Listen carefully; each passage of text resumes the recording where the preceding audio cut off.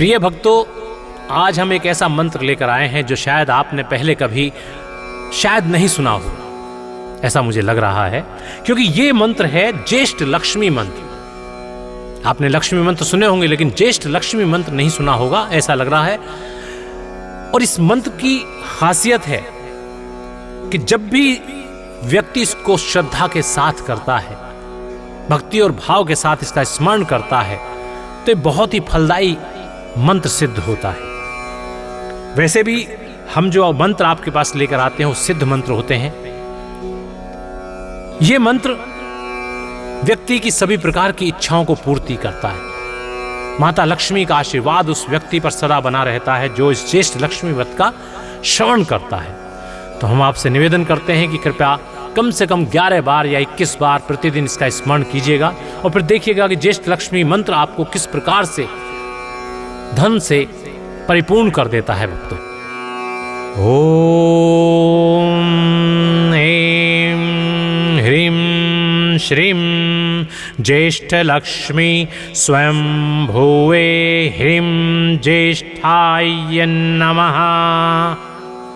ओम ऐं ह्रीं श्रीं ज्येष्ठ लक्ष्मी स्वयं भुवे ह्रीं ज्येष्ठाय नमः। ओम ऐं ह्रीं श्रीं ज्येष्ठ लक्ष्मी स्वयं भुवे ह्रीं ज्येष्ठाय नमः। ओम ऐं ह्रीं श्रीं ज्येष्ठ लक्ष्मी स्वयं भुवे ह्रीं ज्येष्ठाय नमः। ओम ऐं ह्रीं श्रीं ज्येष्ठ लक्ष्मी स्वयं भुवे ह्रीं ज्येष्ठाय नमः। ओम ऐं ह्रीं श्रीं ज्येष्ठ लक्ष्मी स्वयं भुवे ह्रीं ज्येष्ठाय नमः।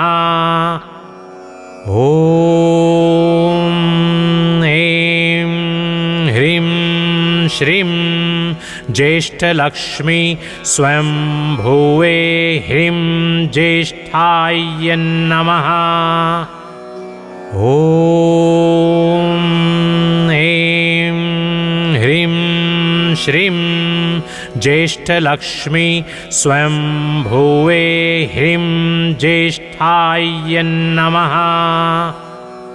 ओम ऐं ह्रीं श्रीं ज्येष्ठ लक्ष्मी स्वयं भुवे ह्रीं ज्येष्ठाय नमः। ओम ऐं ह्रीं श्रीं ज्येष्ठ लक्ष्मी स्वयं भुवे ह्रीं ज्येष्ठाय नमः। ओम ऐं ह्रीं श्रीं ज्येष्ठ लक्ष्मी स्वयं भुवे ह्रीं ज्येष्ठाय नमः। ओम ऐं ह्रीं श्रीं ज्येष्ठ लक्ष्मी स्वयं भुवे ह्रीं ज्येष्ठाय नमः।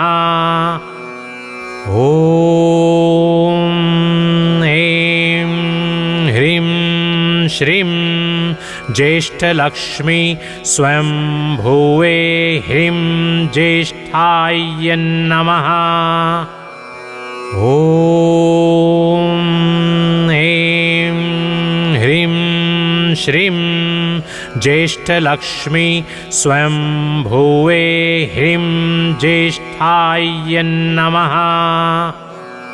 ओम ऐं ह्रीं श्रीं ज्येष्ठ लक्ष्मी स्वयं भुवे ह्रीं ज्येष्ठाय नमः।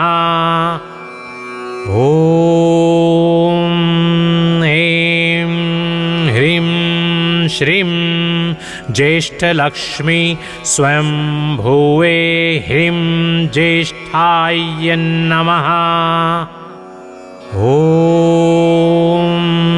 ऐं ह्रीं श्रीं ज्येष्ठलक्ष्मी स्वयंभुवे ह्रीं ज्येष्ठाय नमः। ॐ ऐं ह्रीं श्रीं ज्येष्ठलक्ष्मी स्वयंभुवे ह्रीं ज्येष्ठाय नमः। ॐ ऐं ह्रीं श्रीं ज्येष्ठलक्ष्मी स्वयंभुवे ह्रीं ज्येष्ठाय नमः। ॐ ऐं ह्रीं श्रीं ज्येष्ठलक्ष्मी स्वयंभुवे ह्रीं ज्येष्ठाय नमः। ॐ ऐं ह्रीं श्रीं ज्येष्ठलक्ष्मी स्वयंभुवे ह्रीं ज्येष्ठाय नमः। ॐ ऐं ह्रीं श्रीं ज्येष्ठलक्ष्मी स्वयंभुवे ह्रीं ज्येष्ठाय नमः। ॐ ऐं ह्रीं श्रीं ज्येष्ठलक्ष्मी स्वयंभुवे ह्रीं ज्येष्ठाय नमः। ॐ ऐं ह्रीं श्रीं ज्येष्ठलक्ष्मी स्वयंभुवे ह्रीं ज्येष्ठाय नमः। ॐ ऐं ह्रीं श्रीं ज्येष्ठलक्ष्मी स्वयंभुवे ह्रीं ज्येष्ठाय नमः। ॐ ऐं ह्रीं श्रीं ज्येष्ठलक्ष्मी स्वयंभुवे ह्रीं ज्येष्ठाय नमः। ॐ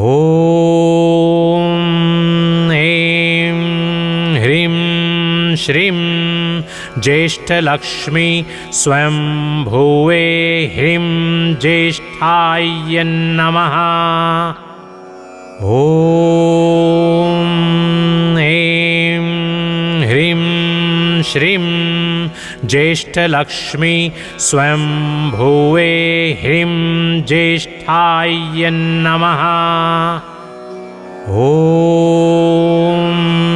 ऐं ह्रीं श्रीं ज्येष्ठलक्ष्मी स्वयंभुवे ह्रीं ज्येष्ठाय नमः। ॐ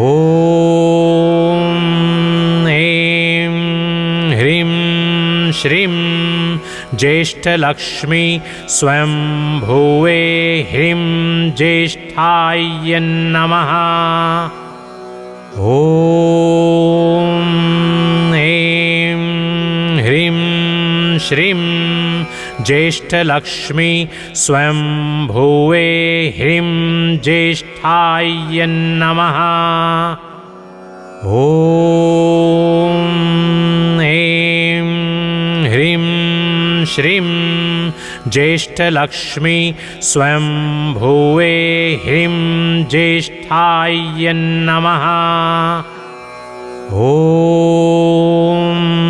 ऐं ह्रीं श्रीं ज्येष्ठलक्ष्मी स्वयंभुवे ह्रीं ज्येष्ठाय नमः। ॐ ऐं ह्रीं श्रीं ज्येष्ठलक्ष्मी स्वयंभुवे ह्रीं ज्येष्ठाय नमः। ॐ श्रीं ज्येष्ठलक्ष्मी स्वयंभुवे ह्रीं ज्येष्ठाय नमः। ॐ ऐं ह्रीं श्रीं ज्येष्ठलक्ष्मी स्वयंभुवे ह्रीं ज्येष्ठाय नमः। ॐ ऐं ह्रीं श्रीं ज्येष्ठलक्ष्मी स्वयंभुवे ह्रीं ज्येष्ठाय नमः। ॐ ऐं ह्रीं श्रीं ज्येष्ठलक्ष्मी स्वयंभुवे ह्रीं ज्येष्ठाय नमः। ॐ ऐं ह्रीं श्रीं ज्येष्ठलक्ष्मी स्वयंभुवे ह्रीं ज्येष्ठाय नमः। ॐ ऐं ह्रीं श्रीं ज्येष्ठलक्ष्मी स्वयंभुवे ह्रीं ज्येष्ठाय नमः। ॐ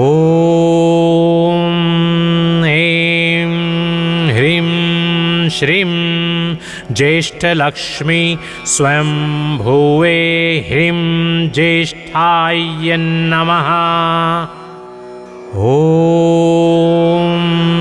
ऐं ह्रीं श्रीं ज्येष्ठलक्ष्मी स्वयंभुवे ह्रीं ज्येष्ठाय नमः। ॐ ऐं ह्रीं श्रीं ज्येष्ठलक्ष्मी स्वयंभुवे ह्रीं ज्येष्ठाय नमः। ॐ ऐं ह्रीं श्रीं ज्येष्ठलक्ष्मी स्वयंभुवे ह्रीं ज्येष्ठाय नमः। ॐ ऐं ह्रीं श्रीं ज्येष्ठलक्ष्मी स्वयंभुवे ह्रीं ज्येष्ठाय नमः। ॐ ऐं ह्रीं श्रीं ज्येष्ठलक्ष्मी स्वयंभुवे ह्रीं ज्येष्ठाय नमः। ॐ ऐं ह्रीं श्रीं ज्येष्ठलक्ष्मी स्वयंभुवे ह्रीं ज्येष्ठाय नमः। ॐ ऐं ह्रीं श्रीं ज्येष्ठलक्ष्मी स्वयंभुवे ह्रीं ज्येष्ठाय नमः। ॐ ऐं ह्रीं श्रीं ज्येष्ठलक्ष्मी स्वयंभुवे ह्रीं ज्येष्ठाय नमः। ॐ ऐं ह्रीं श्रीं ज्येष्ठलक्ष्मी स्वयंभुवे ह्रीं ज्येष्ठाय नमः। ॐ ऐं ह्रीं श्रीं ज्येष्ठलक्ष्मी स्वयंभुवे ह्रीं ज्येष्ठाय नमः। ॐ ऐं ह्रीं श्रीं ज्येष्ठलक्ष्मी स्वयंभुवे ह्रीं ज्येष्ठाय नमः। ॐ ऐं ह्रीं श्रीं ज्येष्ठलक्ष्मी स्वयंभुवे ह्रीं ज्येष्ठाय नमः। ॐ ऐं ह्रीं श्रीं ज्येष्ठलक्ष्मी स्वयं भुवे ह्रीं ज्येष्ठाय नमः। ॐ ऐं ह्रीं श्रीं ज्येष्ठलक्ष्मी स्वयं भुवे ह्रीं ज्येष्ठाय नमः। ॐ ऐं ह्रीं श्रीं ज्येष्ठलक्ष्मी स्वयं भुवे ह्रीं ज्येष्ठाय नमः। ॐ ऐं ह्रीं श्रीं ज्येष्ठलक्ष्मी स्वयं भुवे ह्रीं ज्येष्ठाय नमः। ॐ ऐं ह्रीं श्रीं ज्येष्ठलक्ष्मी स्वयं भुवे ह्रीं ज्येष्ठाय नमः। ॐ ऐं ह्रीं श्रीं ज्येष्ठलक्ष्मी स्वयं भुवे ह्रीं ज्येष्ठाय नमः। ॐ ऐं ह्रीं श्रीं ज्येष्ठलक्ष्मी स्वयं भुवे ह्रीं ज्येष्ठाय नमः। ॐ ऐं ह्रीं श्रीं ज्येष्ठलक्ष्मी स्वयं भुवे ह्रीं ज्येष्ठाय नमः। ॐ ऐं ह्रीं श्रीं ज्येष्ठलक्ष्मी स्वयं भुवे ह्रीं ज्येष्ठाय नमः। ॐ ऐं ह्रीं श्रीं ज्येष्ठलक्ष्मी स्वयं भुवे ह्रीं ज्येष्ठाय नमः। ॐ ऐं ह्रीं श्रीं ज्येष्ठलक्ष्मी स्वयं भुवे ह्रीं ज्येष्ठाय नमः। ॐ ऐं ह्रीं श्रीं ज्येष्ठलक्ष्मी स्वयं भुवे ह्रीं ज्येष्ठाय नमः। ॐ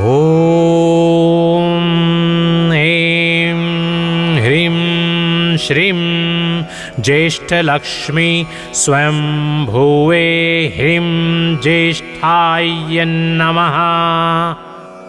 ॐ ऐं ह्रीं श्रीं ज्येष्ठलक्ष्मी स्वयं भुवे ह्रीं ज्येष्ठाय नमः। ॐ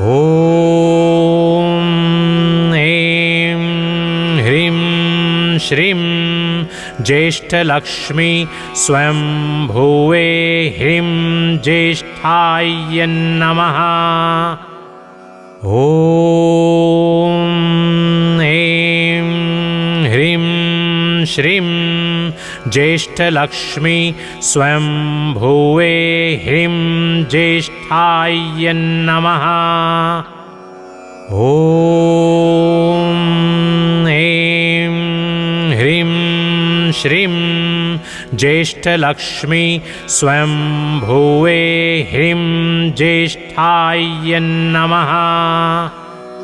ॐ ऐं ह्रीं श्रीं ज्येष्ठलक्ष्मी स्वयं भुवे ह्रीं ज्येष्ठाय नमः। ॐ ऐं ह्रीं श्रीं ज्येष्ठलक्ष्मी स्वयं भुवे ह्रीं ज्येष्ठाय नमः। ॐ ऐं ह्रीं श्रीं ज्येष्ठलक्ष्मी स्वयं भूवे ह्रीं ज्येष्ठाय नमः। ॐ ऐं ह्रीं श्रीं ज्येष्ठलक्ष्मी स्वयं भूवे ह्रीं ज्येष्ठाय नमः।